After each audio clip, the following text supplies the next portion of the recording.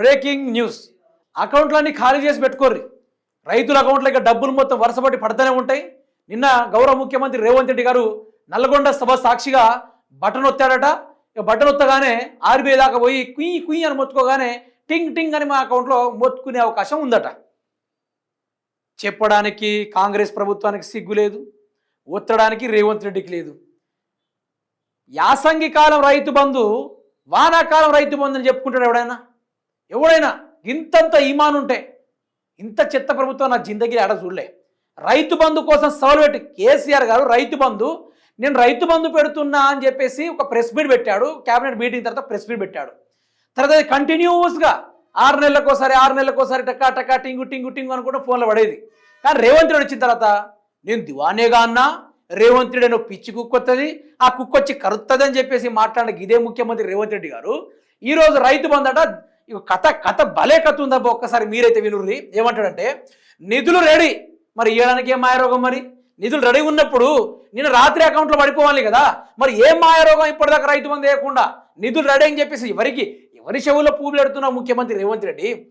రేపటి నుంచి వానాకాలం రైతు భరోసా ఖమ్మం సభ నుంచి మొదలు. చిచ్చి సిగ్గుండాలి.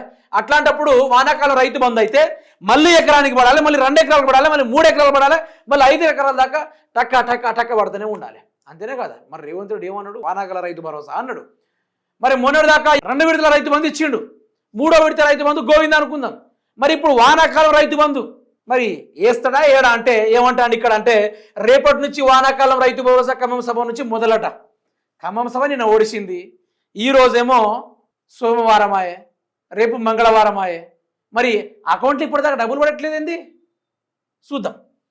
పెట్టుబడి సాయం పంపిణీకి 9,000 కోట్లు, మాటకు 9 కోట్లు అంటారంటే మరి 4 సార్లు ఎగ్గొట్టిన రైతు బంధు ఎవరి జేబులో పోయింది? 9,000 కోట్ల రూపాయలు క్యాబినెట్లో పంచుకున్నారా? రాహుల్ గాంధీకి మూటలు అందించిర్రా? లేకుంటే మీ ఇంట్లో బాత్రూంలో బంగారు చేయించుకోవడానికి ఆ పైసలు వాడుకున్నారా? ఏం చేసిర్రు జర చెప్తారా ఆ ముచ్చట్లు మాకు? మాట్లాడితే మాత్రం గిన్ని పైసలు అయినాయి అంటాడు. జూలై 15 లోపు రైతులందరికీ పూర్తిగా జమ చేసేలా ప్రణాళిక. ఇక జై తెలంగాణ అందామా ఈ మాటకి? జై తెలంగాణ అని ఓ గింత తూర్పుకు దండం పెట్టి రేవంత్ రెడ్డి ముఖానికి గింత సున్నం పూసి పోదాం. ఇక 30 తారీఖు రైతు బంధు వేస్తా అని చెప్పిండు. మళ్ళీ 15 తారీఖు దాకేందుకు? ఆ 15 తారీఖు దాకేందుకు కానీ దేనికోసం? ఇంకెవడన్నా రావాలనా? ఇంకెవరైనా సభ పెట్టాలనా? ఇంకా మళ్ళీ ఎవరైనా తిట్టేది ఉందా? ఆ సభలో తిట్లు ఏమైనా మర్చిపోయినావా? మళ్ళీ ఇంకా సభ పెట్టి మళ్ళీ తిట్ల కార్యక్రమాలు ఏమైనా ఉన్నాయా? ఆ దేవుడు సాక్షిగా ఒట్టు, ఈ దేవుడు సాక్షిగా ఒట్టు, రేవంత్ రెడ్డి లాంటి పట్టు అని చెప్పేసి ఓట్లేసి మరి ఎందుకు ప్రజల్ని ఊరిస్తున్నావు ముఖ్యమంత్రి రేవంత్ రెడ్డి?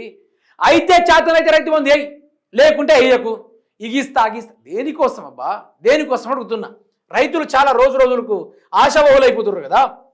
ఏమంటానంటే బ్యాంకుల్లో క్యాష్ సర్దుబాటు చేయాలని ఆర్బీఐకి రాష్ట్ర ప్రభుత్వం లేక ఎంత సొల్లు మాట అంటే, ఎంత బద్మాష్ మాట అంటే, ఎట్లాంటి ఎచ్చులు ఏతుల మాటలు అంటే బహుశా దీన్ని అంటారు కావచ్చు.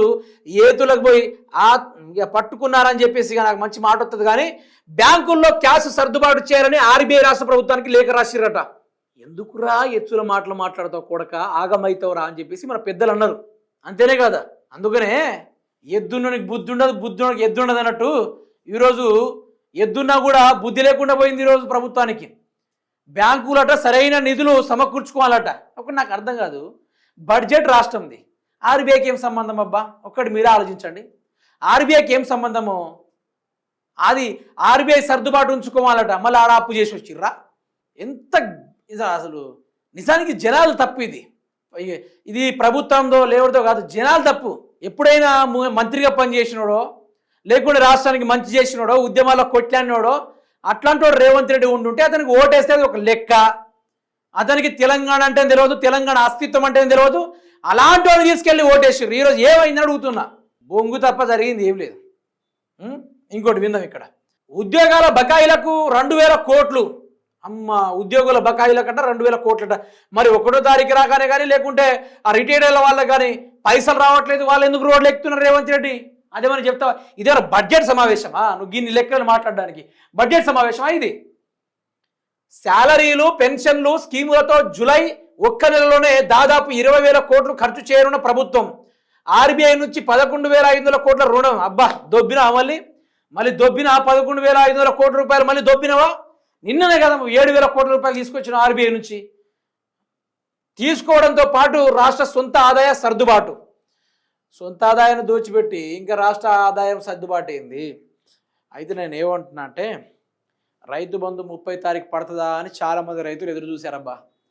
ఆ రైతులందరికీ చెప్తున్నా, మీరు వాడుకునే చెప్పులు నేను చూసిర్రా, ఆ చెప్పులతో కొట్టినా కూడా ఈరోజు బుద్ధి రాదు. ఒక్కొక్కళ్ళకి బుద్ధే రాదు. ఎందుకో విచిత్రం ఏందో. ఆనాడు కొందరు మంత్రులు డిసైడ్ చేసిర్రట, రైతు బంధు ఇస్తే దండగా ప్రోగ్రాం అబ్బా. అది కాంగ్రెస్ ఉత్తమ్ కుమార్ రెడ్డి కానీ వెంకటరెడ్డి కోమటిరెడ్డి కానీ ఆ మధ్య తీర్మార్ మల్లిగారు కానీ లేకుంటే మిగతా సంబంధించిన రేవంత్ రెడ్డి గారు కానీ వీళ్ళందరూ క్యాబినెట్లో డిస్కస్ చేసుకుంటూ రైతు బంధు ఎగ్గొడదాం, ఏం ప్రజలు ఏం పట్టించుకుంటారా, ఎలక్షన్ టైంలో ఇద్దాం, ఏమన్నా ఉంటే ఎలక్షన్ టైంలో చూసుకుందాం, ప్రస్తుతం మనం సంపాదించుకుందాం అబ్బా, మళ్ళీ గెలుస్తామో గెలవమో, ప్రజల్లో కూడా మళ్ళీ బీఆర్ఎస్ వస్తుందని చెప్తుర్రు, మళ్ళీ మనం డిపాజిట్లు కూడా గల్లంత అయితే ఖర్చులకు ఉండాలి కదా, రేపు మనం ఎన్నికల డబ్బులు పోయినా కూడా వెనక తిరిగి చూసుకుంటే కొంత మినిమం బ్యాలెన్స్ అయినా ఉండాలి కదా అని చెప్పేసి కాంగ్రెస్ ప్రభుత్వం ఏం చేస్తుంది అంటే గింగిరాలు తిరుగుకుంటూ డబ్బులను దాచిపెట్టుకుంటుంది.